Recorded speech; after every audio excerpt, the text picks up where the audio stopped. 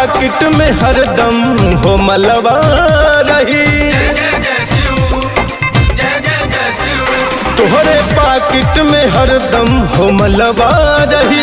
देवघर जलवा जे ढरबा ता जलवा रही, देवघर जलवा जे ढरबा ता जलवा रही। जिंदगी खुशी से भरल सालो सलवा रही, जिंदगी खुशी से भरल सालो सलवा रही।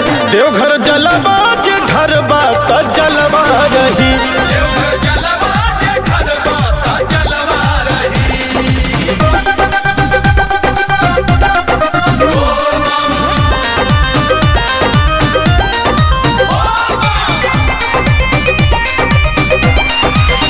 सोचले पहाड़ा जमन पूरा होई कामना, कब दुख से ना होई तोहरो सामना।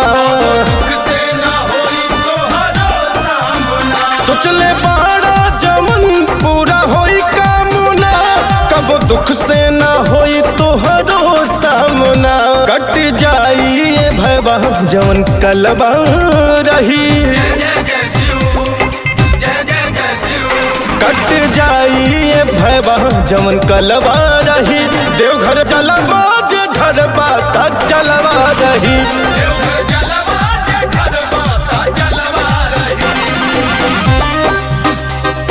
बोलो बोलो बाबा बासुकीनाथ की।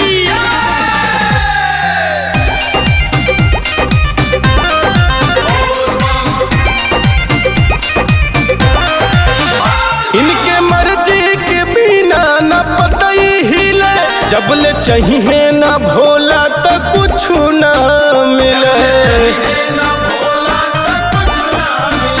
इनके मर्जी के बिना न पतई हिले, जबले चाहिए ना भोला तो कुछ ना मिले।